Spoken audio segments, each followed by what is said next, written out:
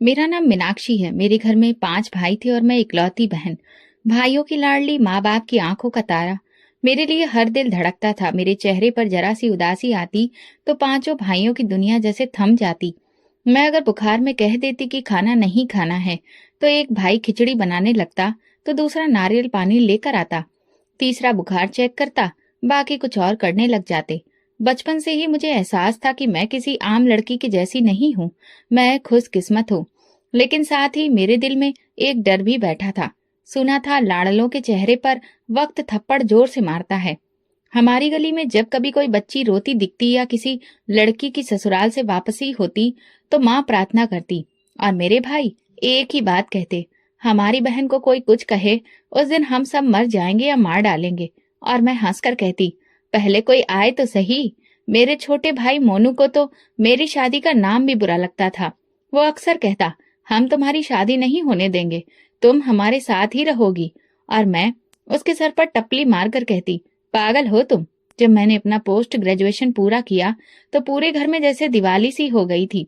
सब भाइयों ने अपने अपने तरीके से पार्टी की। कोई मेरे लिए ज्वेलरी लाया तो कोई कपड़े खरीद कर लाया। सबसे बड़े भैया जतिन ने गले लगाकर कहा, अब हम तुम्हारे लिए बहुत अच्छा रिश्ता ढूंढेंगे, तुम किसी आम इंसान के काबिल नहीं। मैं हंस पड़ी, अरे मैं कौन सी राजकुमारी हूँ। तो वो गंभीर होकर बोला, हमारे लिए तुम राजकुमारी से कम नहीं हो मीनाक्षी। कुछ दिनों के बाद रात के खाने के बाद पापा ने मुझे पास में बुलाया। माँ और भैया भी बैठे थे। एक अजीब सी खामोशी थी और मैं समझ गई कि कुछ जरूरी बात है। पापा ने कहा, बेटा एक रिश्ता आया है और हम सबको वो रिश्ता ठीक लगा, लेकिन हमें तुम्हारी राय चाहिए। मैंने सबकी तरफ देखा। वे चेहरे जिन पर कभी सुकून दिखता था आज बेचैन दिख रहे थे, क्योंकि आज मेरी जिंदगी का फैसला उनकी नजर में झलक रहा था। मैंने कहा, पापा मुझे आप पर इतना भरोसा है कि खुद फैसला लेने की जरूरत ही नहीं। जो आपको ठीक लगेगा मैं उसके लिए तैयार हूँ। माँ ने सर पर हाथ फेरा, बोली, मेरी बेटी हमेशा से ही समझदार रही। और सारे भाइयों की आंखों में सुकून था। जतिन ने कहा, फिर हम कल के लिए हाँ कर दें। राजीव नाम है लड़के का, बहुत शरीफ और जिम्मेदार है। मैंने पहली बार ये नाम सुना तो दिल में कुछ भी नहीं हुआ, क्योंकि जिन लोगों ने बचपन से मुझे तकलीफ से बचाया वे मेरे लिए कुछ भी बुरा कैसे चुन सकते थे। अगले दिन जैसे ही मेरा रिश्ता तय हुआ, मोहल्ले भर में मिठाई बांटी गई। सहेलियां आकर गले लगकर रोने लगी और मोनू, जो अब भी मुंह फुलाकर बैठा था, आखिरकार बोला, दूल्हा आएगा तो मैं उसे सबसे पहले कहूंगा, अगर मेरी मीनाक्षी को रुलाया ना तो मैं तुम्हें नहीं छोड़ूंगा। मैं हंसकर कहती, तुम सब मेरे सुपर हीरोज हो। शादी के बाद भी मेरे दिल में कोई परेशानी नहीं थी, बस एक अजीब सा एहसास था। वो बचपन का घर, वो भाइयों का कमरा, वो हंसी मजाक, लड़ाइयों वाले दिन सब छोड़ने पड़ेंगे। मैं कमरे में चुपचाप बैठकर अक्सर अपनी किताबें, गुड़िया और दीवार पर लगे सर्टिफिकेट्स को देखती, सोचती क्या मैं वाकई वही मीनाक्षी हूँ जिसकी आंखों में सिर्फ सपने होते थे। एक रात जतिन मेरे पास आया और बोला, तुम जानती हो मीनाक्षी, हमने हमेशा तुम्हें अपनी आंखों के सामने रखा। तुम्हारी एक आह पर हमें चैन नहीं आता था, लेकिन अब तुम जिंदगी के एक और सफर पर हो। प्रार्थना है कि तुम वहां हमेशा वैसे ही खुश रहो जैसे यहाँ थी। लेकिन अगर किसी दिन कुछ बुरा लगे तो एक बार पलट कर देख लेना, तुम्हारे 5 भाई तुम्हारे पीछे खड़े होंगे। मैं उसकी बात सुनकर आंखों से आंसू पोंछते हुए बोली, मैं कमजोर नहीं हूँ, बस आप लोगों के प्यार ने मुझे नाजुक बना दिया है। लेकिन मैं वादा करती हूँ मैं खुद को कमजोर नहीं पड़ने दूंगी। उसी रात मैंने अपनी डायरी में लिखा, एक लाडली बेटी अब एक पत्नी बनने जा रही है। पता नहीं ससुराल में वैसा प्यार मिलेगा या नहीं, लेकिन एक बात तय है, मैं वो मीनाक्षी हूँ जिसे सच्चाई और सब्र विरासत में मिला है। ये वो वक्त था जब मैं अपनी जिंदगी की नई किताब खोल रही थी। शादी की तारीख तय थी। घर में रोज नए इंतजाम हो रहे थे। राजीव के बारे में बस इतना जाना कि वो सऊदी अरब में काम करता है। सूरत से अच्छा है, बातचीत से नरम।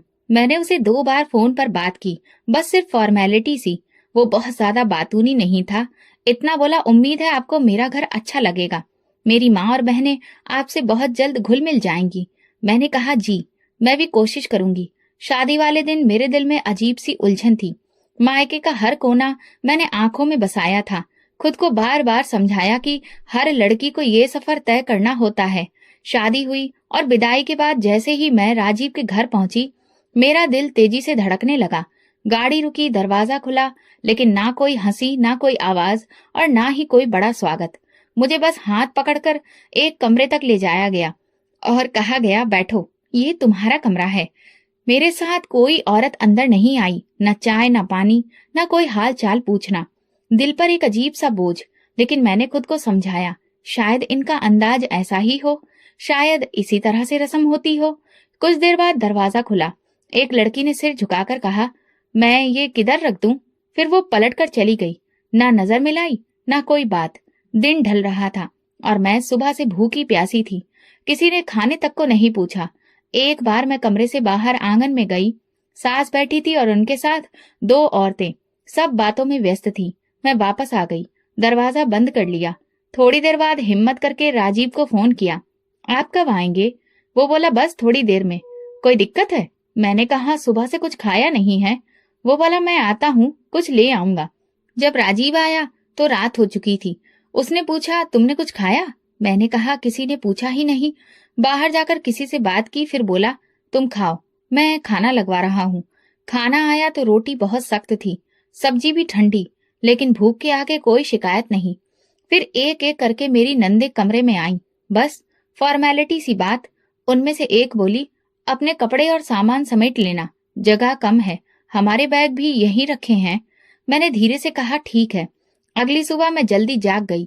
नहा धोकर पूजा पाठ करके जब बाहर आई तो किचन से आवाज आ रही थी।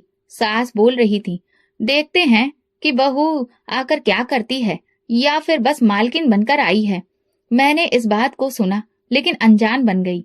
कुछ देर बाद दरवाजा खुला और एक नंद ने कहा, चलो बर्तन धो दो, कल रात के हैं।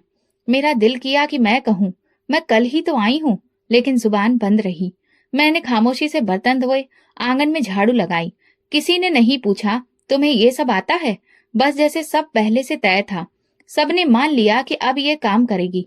दोपहर तक मैंने सिर्फ दो बातें की। एक बार सास से पूछा, क्या कुछ बना दूं? और एक बार नंद से कहा, ये कपड़े कहाँ रखने हैं? दोनों बार ऐसा जवाब मिला जैसे कि वो मुझ पर एहसान कर रही हो। दोपहर को जब खाना रखा तो सब अपनी प्लेटों में व्यस्त थे। किसी ने कहा, रोटी बड़ी कड़क बनी है, अगली बार से ध्यान रखना। मैंने नजर झुका ली। राजीव चुपचाप बैठा था, शायद थका हुआ या शायद फर्क ही नहीं पड़ता। शाम को मेहमान आ गए। मैंने चाय बनाई, बिस्किट रखे। वापसी पर नंद ने धीरे से कहा, अगली बार कप उल्टे मत रखना, बुरा लगता है। मैंने गर्दन हिलाई। तब तक दिल थक चुका था। रात को कमरे में वापस आई तो राजीव बैठा था। उसने पूछा, कैसा लगा तुम्हें पहला दिन? मैंने कुछ पल सोचा, फिर बस कहा, थोड़ा सा अजीब है। वो बोला, वक्त के साथ सब ठीक हो जाता है, और लाइट बंद कर दी। उस रात नींद नहीं आई। अजनबी कमरा, अजनबी लोग और दिल में अजीब सी खामोशी। अगले दिन रिसेप्शन था। सुबह से ही घर में हलचल थी, लेकिन मेरे लिए वो वैसा दिन नहीं था जैसा किसी नई दुल्हन के लिए होना चाहिए। सब कुछ सिस्टम के हिसाब से हो रहा था, लेकिन किसी में भी कोई जोश नहीं था, न कोई खास खुशी। मेरी सास ने कमरे में बुलाया, बोली, देखो ये कपड़े पहन लेना, और तुम्हें पार्लर जाना है, वहां से मनोज चाचा तुम्हें ले जाएंगे। मैंने चुपचाप सिर हिलाया। उन्होंने एक खूबसूरत साड़ी बैग में रखी। तभी दरवाजा खुला और छोटी ननद अलका अंदर दाखिल हुई। उसने कमरे में कदम रखते ही कहा, अरे माँ, ये कपड़े बैग में क्यों रख रही हो? अब दूसरों की तरह इसे भी सर पर मत चढ़ा लेना, ये अपना काम खुद करे, यहाँ कोई महारानी नहीं है। मैं जहाँ बैठी थी वहीं पर शॉक्ड रह गई। पहली बार किसी ने मेरे बारे में इस लहजे में बात की थी। मेरी सास ने भी उसे नहीं रोका, ना समझाया, बस मुस्कुराई और बोली, ठीक कहती हो, हम ज्यादा ही नरमी दिखा रहे थे। उन्होंने मेरे हाथों में साड़ी पकड़ाई। मेरा दिल जैसे कहीं और जा चुका था। मैं कुछ लम्हों तक वहीं खड़ी रही, फिर धीरे से बोली, मैं खुद ले जाऊंगी बैग, आप परेशान मत हो। अलका ने तंजिया निगाह डाली और बाहर चली गई। उस वाक्य ने कुछ लम्हों के लिए मुझे थोड़ तोड़ सा दिया था, लेकिन फिर मैं खुद को संभाल पाई। न राजीव से कुछ कहा, न किसी और से। जब मैं तैयार होकर बाहर आई तो सब देख तो रहे थे, लेकिन उन नजरों में कुछ भी नहीं था। मेहमानों के सामने सब कुछ ठीक ही था। रिसेप्शन पर मायके वाले भी थे। मैंने पूरी कोशिश की कि किसी को भी मेरे चेहरे की उदासी न दिखे। रिसेप्शन खत्म हुआ तो सब अपने अपने कमरों में चले गए। मैं भी आकर बैठी तो राजीव मुस्कुराकर बोला, आज तुम अच्छी लग रही थी। मैंने ठंडी सांस भरी और सोचा, शुक्र है सब अच्छे से हो गया। वो बोला, परेशान लग रही हो। मैंने नजरें चुराई। नहीं, बस थोड़ी नींद कम आ रही है। कुछ दिन इसी तरह से गुजरे। घर में रोज कोई ना कोई बात सुनने को मिलती। ज्यादातर अलका ही कुछ ना कुछ कह देती। कभी कहती, तैयार होने में इतना समय क्यों लगाती हो।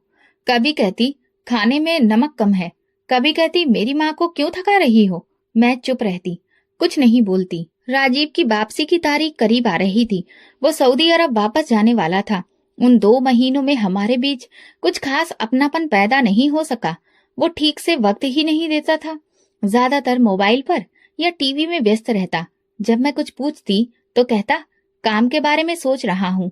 एक दिन मैंने कहा, आप जा रहे हैं और मुझे लगता है कि मैं अभी भी यहाँ पर अजनबी हूँ। उसने ठंडा जवाब दिया, वक्त के साथ सब ठीक हो जाएगा।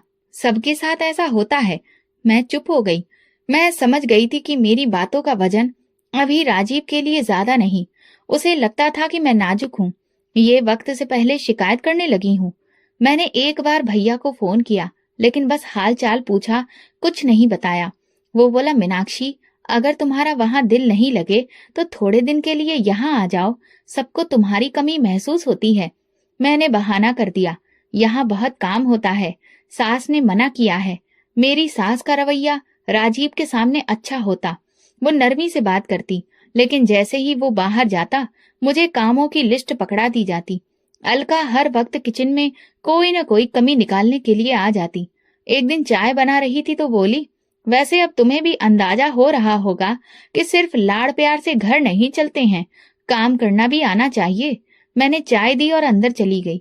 मैं किसी को कुछ कह भी नहीं सकती थी, क्योंकि हर बात सुनकर बदले में जवाब यही आता था, नंदे तो ऐसी ही होती हैं, थोड़ा सख्त होती हैं, वक्त के साथ सब ठीक हो जाएगा। लेकिन मैं महसूस करती थी कि वक्त नहीं, सिर्फ बर्दाश्त बढ़ रही थी। एक शाम जब राजीव के जाने में 5 दिन रह गए थे, मैं किचन में खाना बना रही थी। अलका आकर बोली, ऐसा खाना बनाना कि भैया को याद रह जाए। बाद में तो वैसे भी तुम्हें कोई पूछने वाला नहीं। मैंने पहली बार आंखों में आंखें डालकर उसे देखा, पर कुछ कहा नहीं। दिल में एक बात आई, काश राजीव खुद देख पाता कि तुम कैसी हो, तुम्हारी बातें कैसी होती हैं। मैंने दिल में तय किया कि कुछ भी हो, मैं अपनी तरफ से कोई कमी नहीं छोड़ूंगी। मेरे लाड़ प्यार वाले दिन खत्म हो गए थे। अब मैं सिर्फ एक पत्नी थी, एक बहू और एक खामोश गवाह। राजीव को भेजना बाकी था, मगर मैं खुद को पहले ही विदा कर चुकी थी, अपने अंदर की सच्चाई से, अपनी पुरानी मीनाक्षी से। राजीव दिन का ज्यादातर वक्त बाहर अपने दोस्तों या कागजी कामों में गुजारता, और जब घर आता तो थका हारा लगता। मैं कोशिश करती कि कम से कम वक्त उसके साथ हंसी खुशी गुजरे। उन्हीं दिनों मैं अलका का व्यवहार बदल गया था।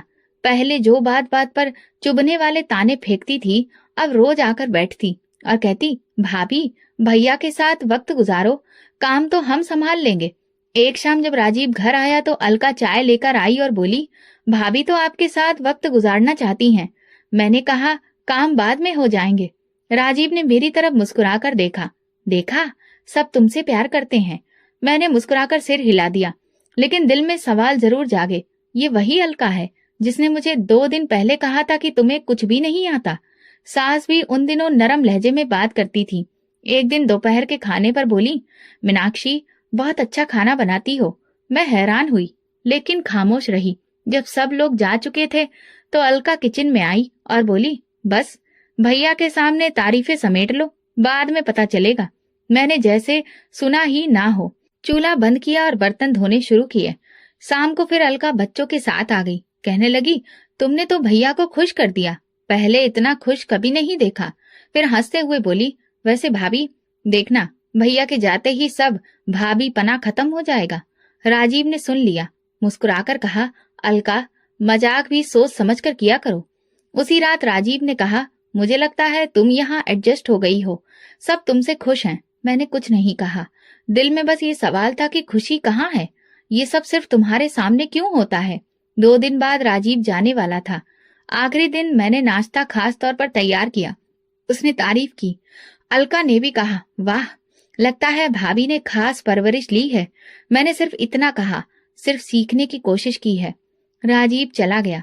घर जैसे खामोश हो गया और साथ ही अलका की मोहब्बत भी खत्म हो गई। वो जो रोज आकर गले लगाती थी, अब दरवाजे से ही आवाज देती, चाय बना लो।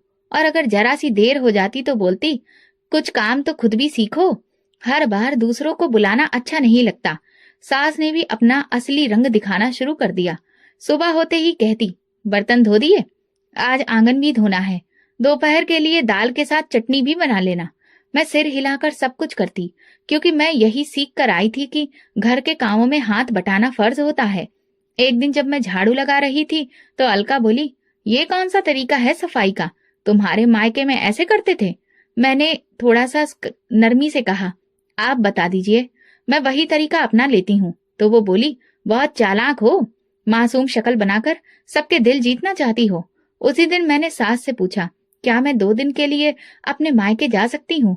बस थोड़ा सा दिल बहल जाएगा।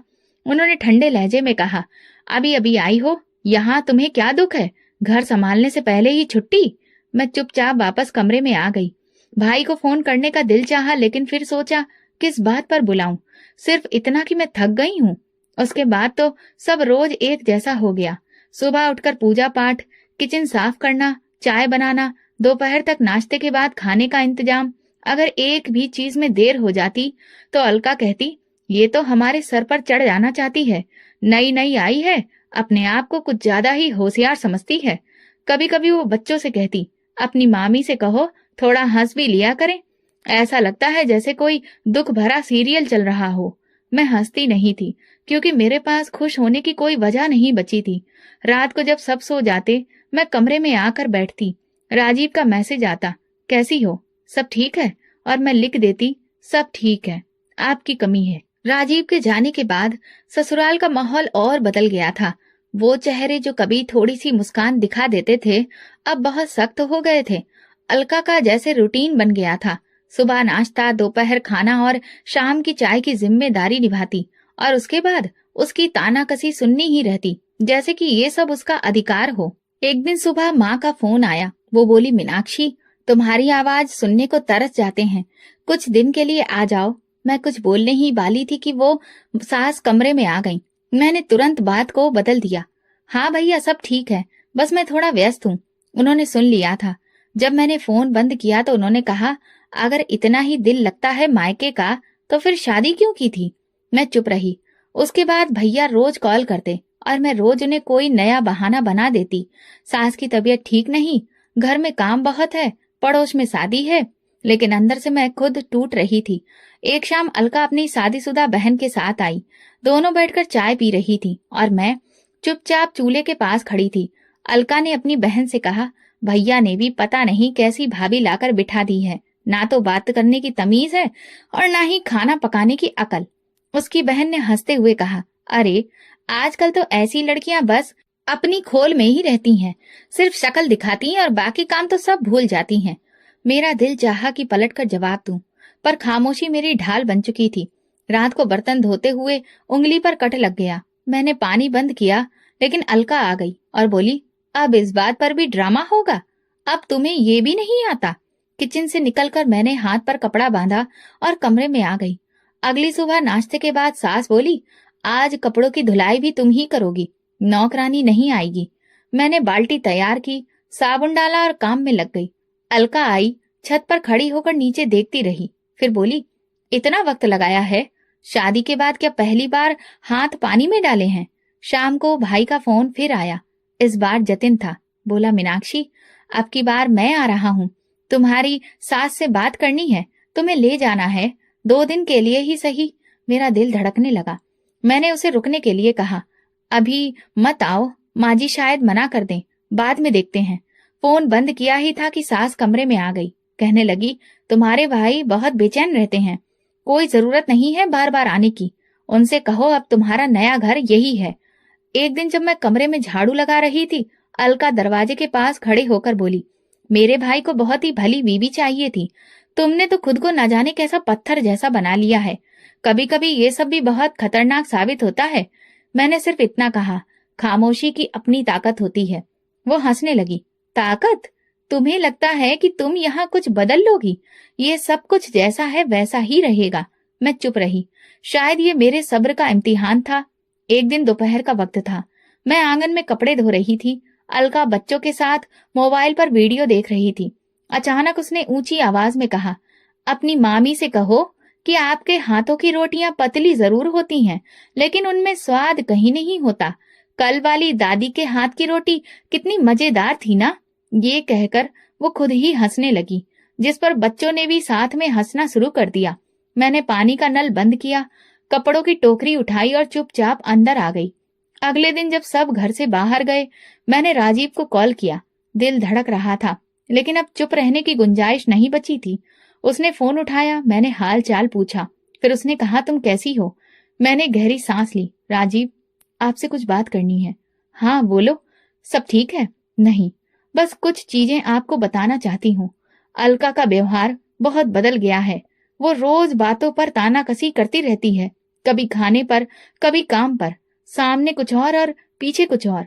वो हर वक्त मुझे नीचा दिखाने की कोशिश करती है और माँ जी भी उसका साथ देती हैं। मैं कुछ नहीं कहती, लेकिन रोजाना ऐसे तानों से गुजरना मेरे लिए आसान नहीं होता। कुछ देर बाद उसकी आवाज आई, ठंडी और नपी तुली। देखो मीनाक्षी, अलका ऐसी नहीं है। मैं उसे बचपन से जानता हूँ। शायद तुम्हें कोई गलत बात लगी हो, या तुमने कुछ ज्यादा ही उसे गंभीरता से ले लिया हो। मेरा दिल जैसे रुक गया। मैंने कहा, आप समझने की कोशिश तो करिए। रोज की बातें मामूली नहीं होती। राजीव ने बात को मोड़ दिया। मेरा मतलब यह है कि घर के छोटे मोटे झगड़े हर जगह होते हैं, उन्हें दिल पर लेने की जरूरत नहीं है। तुम्हें एडजस्ट करना सीखना होगा। मेरे पास शब्द नहीं बचे थे। मैंने बस इतना कहा, ठीक है, और फोन बंद कर दिया। उस रात मैंने बहुत सोचा। मैंने पहली बार शिकायत की थी, वो भी दबे शब्दों में, और जवाब में मुझे ही बदलने की राय मिल चुकी थी। जैसे सब कुछ मेरी गलतफहमी, मेरी बर्दाश्त की कमी थी। अगले दिन मैंने नाश्ता बनाया, किचन साफ किया। अलका आई और मेरे चेहरे की तरफ देखकर बोली, आज चुप क्यों हो? भाई को कुछ कहा था क्या? मैं चौंक गई, लेकिन चेहरे पर कोई भाव नहीं आने दिया। नहीं, कुछ खास नहीं। वो पास आई और धीरे से बोली, वैसे तुमसे एक बात कहनी थी। भैया को हमारी छोटी छोटी बातें बताने की क्या जरूरत है? हम कोई जालिम थोड़ी हैं। मैं समझ गई थी कि राजीव ने उसे सब बता दिया है। मैंने बस इतना कहा, मैंने कुछ भी नहीं कहा, सिर्फ बात की थी उनसे। अलका ने तंज कसा और हंसते हंसते बोली, हाँ, हमें सब पता चल जाता है। तुम्हारी आंखें तुम्हारी जुबान से ज्यादा बोलती हैं। उसके बाद का वक्त और भी ज्यादा बोझिल हो गया। सास अब और ज्यादा सख्त हो गई थी। एक दिन बोली, जब पति साथ नहीं होते तभी बहुओं की असलियत पता चलती है। ये घर तभी चल सकता है जब तुम अपना दिल बड़ा करो। मैंने सिर झुका लिया और बर्तन धोना शुरू कर दिया। दिल के अंदर जैसे कुछ टूटने लगा।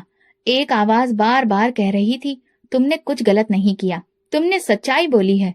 लेकिन सुनने वाला सुनना नहीं चाहता। रात को जब कमरे में आई तो आंखें बंद कर ली। ना तो भगवान से प्रार्थना की, ना शिकायत। बस अंदर एक गहरी खामोश चीख उठी। ऐसी चीख जो बाहर नहीं निकल सकती, जो आवाज नहीं बनती, सिर्फ सांसों में दबी रहती है। मैं आईने में खुद को देख रही थी। वो मीनाक्षी जो कभी भाइयों के साथ बैठकर हंसती थी, अब चुपचाप रोज अपनी इज्जत को धो लेती थी, जैसे बर्तन, कपड़े और आंगन। जिंदगी वैसी नहीं थी जैसा वादा किया था, लेकिन मैंने इसे स्वीकार कर लिया था, क्योंकि मैं जानती थी कि अभी बहुत कुछ सुनना बाकी है। उसी दिन सुबह की शुरुआत रोज की जैसी ही थी। मैंने नाश्ता बनाया, बर्तन धोए, आंगन साफ किया। अलका अपने बच्चों को तैयार कर रही थी और सास आंगन में चारपाई पर बैठी कुछ सिलाई कर रही थी। मैं चाय के कपों में चीनी डाल रही थी कि अचानक अलका ने बुलंद आवाज में कहा, चाय बन गई या अभी भाई को भड़काने में लगी हुई हो? मेरे हाथ रुक गए। मैंने सिर उठाकर देखा, उसका चेहरा घमंड से भरा था। मैंने कहा, आपका मतलब क्या है? वो हंसने लगी। मतलब तो तुम्हें खूब पता है। तुम समझती हो भैया तुम्हारे कहने पर हमारे खिलाफ हो जाएगा। उसे मैं बचपन से जानती हूँ। वो किसी भी औरत के कहे में चलने वालों में से नहीं है। मैंने चाय ट्रे में रखी और कमरे की तरफ चली गई। मेरे पीछे उसकी आवाज अभी भी आ रही थी। ये तो बहुत ज्यादा चालाक निकली। शक्ल से तो भोली लगती है, लेकिन बातें तो देखो। भैया को इसकी बातों से संभालना पड़ेगा।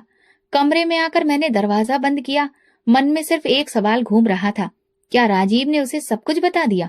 उसी रात जब सब सो चुके थे, मैंने एक बार फिर राजीव को मैसेज किया, क्या आपने मेरी बातें अलका को बताई थी? जवाब आया। मैंने सिर्फ समझाने के लिए बात की थी। मुझे लगा अलका संभल जाएगी। मैंने मोबाइल साइड पर रखा और पलंग पर लेट गई। दिल कह रहा था कि अब इस घर में किसी पर भी भरोसा नहीं किया जा सकता। जिस इंसान से हिम्मत करके दिल की बात की, वो भी वही बात वापस उन्हीं लोगों तक ले गया जिनसे शिकायत थी। अगले दिन अलका किचन में खड़ी थी और सब्जी में नमक डाल रही थी। वो चम्मच बजाते हुए बोली, तुम समझती हो कि तुमने बहुत बड़ा तीर मार लिया है। भाई को तो कह दिया, अब क्या होगा? तुम्हें लगता है तुम जीत गई हो? मैंने नरमी से कहा, मैंने कुछ भी जीतने की कोशिश नहीं की, बस सच्चाई बताई है। वो हंसकर बोली, सच्चाई? ये सच्चाई नहीं, साजिश है। और सुन लो, इस घर में अगर किसी ने पर निकालने की कोशिश की तो काट भी दिए जाते हैं। मेरे हाथ जहां तहां रह गए। सब्जी की खुशबू में अब धमकी की बदबू शामिल हो चुकी थी। उसी शाम अलका ने अपनी सहेली को घर बुलाया। वे दोनों बैठकर मेरी बातें कर रही थीं, जैसे मैं कोई अनजान इंसान हूँ। सहेली ने पूछा, क्या दिक्कत है तुम्हारी भाभी को? अलका ने कहा, बस कुछ ज्यादा ही चुप रहती है और पीठ पीछे बातें करती है। कल भैया को कह रही थी कि मैं उन्हें परेशान करती हूँ। मैं कमरे के दरवाजे से सुन रही थी। उनकी बातों में मेरी हर बात, मेरा हर काम तोड़ मरोड़ कर पेश किया जा रहा था। उसी रात जब मैं खाने के बाद बर्तन समेट रही थी तो अलका अपने पति के साथ बैठकर मोबाइल देख रही थी। उसका पति बोला, यही है ना तुम्हारी बेचारी भाभी, बड़ी बातें करती हैं लेकिन हाथ का स्वाद अभी भी नहीं आया है। मैंने सिर झुकाया, कोई जवाब नहीं दिया। वो और उसकी बहन हंसने लगे, जैसे मैं कोई मजा लेने वाली चीज हूँ या कोई जोकर। सुबह उठते ही फिर वही सब। अलका ने कहा, अब तो तुम्हें समझ आ जाना चाहिए, इस घर में बातें भाइयों तक पहुंचाने से इज्जत नहीं मिलती, उल्टा बात बिगड़ती है। सासू माँ ने भी अपना हिस्सा जोड़ा, हमने बहुत इज्जत दी है तुम्हें, लेकिन अब हम तुम्हें सिखाएंगे कि बहन भाई के रिश्ते कैसे होते हैं। मैंने कुछ नहीं कहा, अपने कपड़े तय किए, नाश्ता बनाया और बच्चों को दूध दिया, लेकिन अंदर से दिल ऐसा महसूस कर रहा था जैसे उस पर लगातार पत्थर रखे जा रहे हों। दोपहर को फिर बोली, माँ अब बस, इसके पर निकलने शुरू हो गए हैं, अभी वक्त है, काट के रखो, बाद में काबू से बाहर हो जाएगी। सास ने मुस्कुराकर कहा, मैं समझ रही हूँ, बहुत देखी हैं ऐसी लड़कियां, हमने एक मौका दिया था, अब वो मौका खत्म। उस रात मैंने सोचा, क्या वाकई मैं कुछ गलत कर रही हूँ? क्या अपनी बात कहना गलत था? क्या खामोशी से सहना ही सही है? राजीव की गैर मौजूदगी ने मुझे कमजोर नहीं किया था, लेकिन उसके व्यवहार ने मुझे बेसहारा जरूर कर दिया था। अगले दिन किचन के काम निपटाने के बाद थोड़ा वक्त निकाला और भाई का नंबर डायल किया। फोन बजते ही मोनू ने उठाया, मीनाक्षी कैसी हो? कितने दिन हो गए, तुम्हारी आवाज भी नहीं सुनी। मैं चुप रही, जैसे शब्द लबों तक आकर लौट गए। फिर धीरे से बोली, बस भैया, जैसे तैसे दिन गुजर रहे हैं। मोनू तुरंत बोला, सुन लो, अब कोई बहाना नहीं, कल आ जाना, मैं खुद लेने आऊंगा। मैंने कहा, माँ जी शायद इजाजत नहीं देंगी, यहाँ माहौल थोड़ा मुश्किल है। वो चुप रहा, फिर बोला, मीनाक्षी तुम हमें सब कुछ बता सकती हो, अगर तुम खुश नहीं हो तो घर आ जाओ, यहाँ तुम्हारा हर अधिकार है, हम तुम्हें जबरदस्ती किसी तकलीफ में नहीं देख सकते। मैंने आंखों के कोने पोंछते हुए कहा, अभी वक्त नहीं है, मैं बात करूंगी, फिर देखते हैं। शाम को मौका देखकर मैंने सास से बात की, माँ जी भाई कह रहे थे कि 2 दिन के लिए आ जाओ, बस जरा सा दिल बहल जाएगा। उन्होंने बिना कोई परवाह किए जवाब दिया, अभी नहीं, शादी हुई है, लोग क्या सोचेंगे? अगर तुम यूं बार बार मायके चली जाओगी तो सुनने वाले यही कहेंगे कि बहू को ससुराल का माहौल अच्छा नहीं लग रहा। मैं कुछ कहने की कोशिश कर रही थी, लेकिन उन्होंने बात खत्म कर दी, चुपचाप यहीं रहो, यही तुम्हारा घर है, काम में दिल लगाओ, उसी में व्यस्त रहो तो सब ठीक लगेगा। मैं चुप हो गई। उसी रात भाई को झूठ बोल दिया, माँ जी ने मना नहीं किया है, बस यहाँ कुछ लोग आने वाले हैं, इसलिए रुक गई हूँ। जतिन चुप हो गया, शायद वो जान गया था कि बात कुछ और है। कमरे में वापस आई तो अलका अपने पति के साथ बैठी हंस रही थी। जैसे ही मैं अंदर दाखिल हुई, दोनों चुप हो गए। मैंने कुछ महसूस किया, लेकिन अनजान बनी रही। अगली सुबह जब मोबाइल चार्ज पर लगाया और खोला तो महसूस हुआ जैसे कुछ फालतू एप्स इंस्टॉल हो चुके हैं। एक फाइल में मेरे पिछले दिनों की कॉल की ऑडियो रिकॉर्डिंग पड़ी थी। ये देखकर दिल दहल गया। उसमें वो कॉल्स भी थी जिसमें मैंने अपने भाइयों से बात की थी। मैंने तुरंत मोबाइल लेकर अलका के पति के पास गई और कहा, ये ऐप किसने इंस्टॉल किया? मेरे मोबाइल में ये सब कैसे आया? वो हंसते हुए बोला, बस यूं ही सिक्योरिटी के लिए। तुम्हारे भाई तुम्हें रोज फोन करते हैं, हमें भी तो पता होना चाहिए घर में क्या चल रहा है। मेरी आवाज बुलंद हो गई। ये मेरी प्राइवेसी के खिलाफ है। किसकी इजाजत से आपने ये सब किया? अलका भी आ गई और बोली, अरे इतना शोर क्यों? हमें शक हुआ था कि तुम कोई प्लानिंग कर रही हो। भाई से क्या क्या बातें हो रही हैं सब पता है। मेरा सर चकरा गया। सास भी बाहर आ गई। अलका चिल्लाकर बोली, माँ देखो, ये हमारी जासूसी का इल्जाम लगा रही है, जबकि हमारे ही घर में बैठकर हमारे खिलाफ बातें हो रही हैं। साथ सास भी तेज लहजे में बोली, अगर तुम्हें ये सब अच्छा नहीं लगता तो अपने पति को बोलो कि तुम्हें अलग घर में ले जाए। हमने तो तुम्हें इज्जत से रखा है, अब तुम हम पर ही सवाल उठा रही हो। मैं हाथ जोड़कर बोली, मैंने कुछ नहीं किया, बस भाई से दिल का हाल कहा, और वो भी आपके मना करने के बाद। मैं यहीं रुक गई। ये सब करना गलत है। मेरी पर्सनल बातें सुनी गई, वो भी बिना इजाजत। अलका का पति हंसा, तो क्या हुआ, अब तुम इस घर का हिस्सा हो, तुम्हारी बातें हमारी बातें हैं। मेरा सब्र जवाब दे गया। मैंने रोते हुए कहा, क्या मैं कोई कैदी हूँ? क्या यहाँ पर बहू की कोई इज्जत नहीं? सास गुस्से में बोली, बस करो, ये ड्रामा बंद करो। तुम्हारा असली चेहरा हमने देख लिया है, अब ये मासूम बनना छोड़ दो। मेरे आंसू रुक नहीं रहे थे। मैं पलटकर वापस कमरे में आई, दरवाजा बंद किया और पहली बार उनकी वैसी दबी आवाज में रोने लगी, दीवारों पर हाथ मारे बिना, जैसे मैं अपनी आवाज वापस मांग रही थी। अगले दिन मैं किचन में झाड़ू लगा रही थी। सास आंगन में चारपाई पर बैठी थी। मैं चुपचाप अपने काम में लगी थी कि अलका का बड़ा बेटा पिंटू मेरे पास आकर बोला, मामी मेरे लिए चाय बना दो, सर में दर्द है।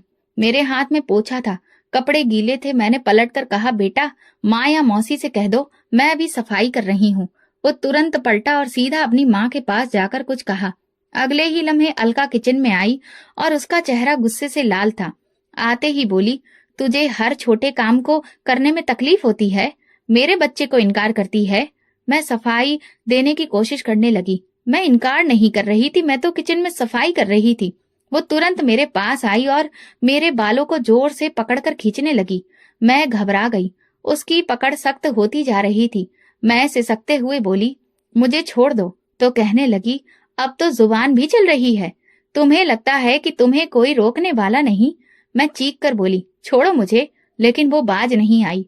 शोर सुनकर सास और बड़ी ननद भी आ गई। बड़ी नंद ने अलका का साथ देते हुए कहा, माँ ये औरत अब काबू से बाहर हो गई है, पति को भड़काती है, बच्चों से बदतमीजी करती है, ये सब बर्दाश्त नहीं होगा। सास ने आगे बढ़कर मेरी कलाई पकड़ी और सख्त लहजे में बोली, हमने तुम्हें इज्जत से रखा, तुमने हमें ही नीचा दिखाया, अब निकल जाओ हमारे घर से। मैं बेसुध सी उनके चेहरे देखती रह गई। मैंने हाथ जोड़कर कहा, ऐसा मत करिए, मेरा पति बाहर है, मेरे भाई क्या सोचेंगे। बड़ी नंद ने दरवाजा खोला। अलका ने मेरा दुपट्टा घसीट कर उतारा और सास ने धक्का दिया। मैं संभल नहीं पाई और सीढ़ियों से लुढ़कती हुई दरवाजे के बाहर जा गिरी। मेरी आंखों के सामने अंधेरा छा गया। जमीन पर गिरते ही मेरी कोहनी से खून निकल आया।